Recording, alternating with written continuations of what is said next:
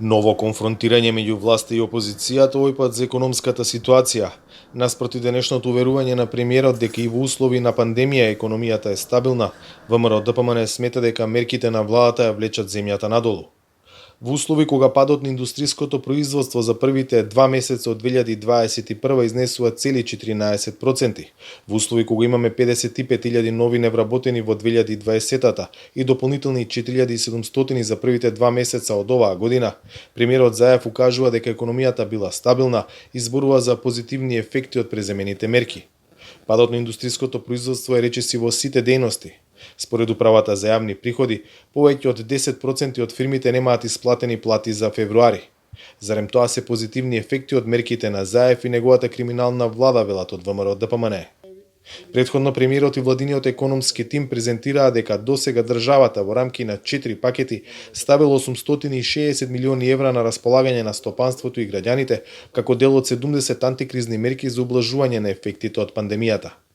Првиот пакет антикризни мерки е имплементиран со 90,1%, вториот пакет мерки е 100% имплементиран, третиот пакет 75,4% и четвртиот пакет 72,7%.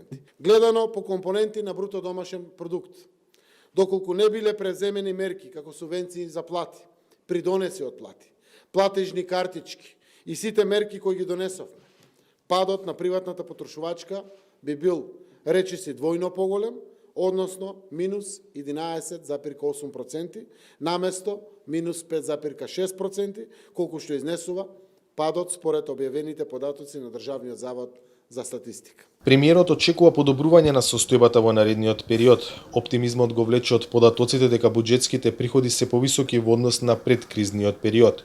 4,4% е растот на вкупните приходи, а 5% е растот на даноците и придонесите.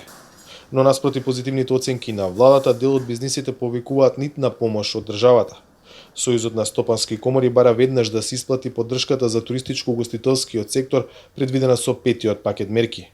Проценките на комората се дека доколку не се обезбеди дополнителна директна и неповратна финансиска помош, има реална опасност туризмот и угостителството да бидат неповратно оштетени. Поради влошувањето на здравствената состојба, од вчера во земјава повторно стапи на сила двонеделна забрана за работа на сите угостителски објекти, ресторани, кафеани, кафуриња, клубови. За Гласот на Америка, од Скопје, Владимир Мирчевски.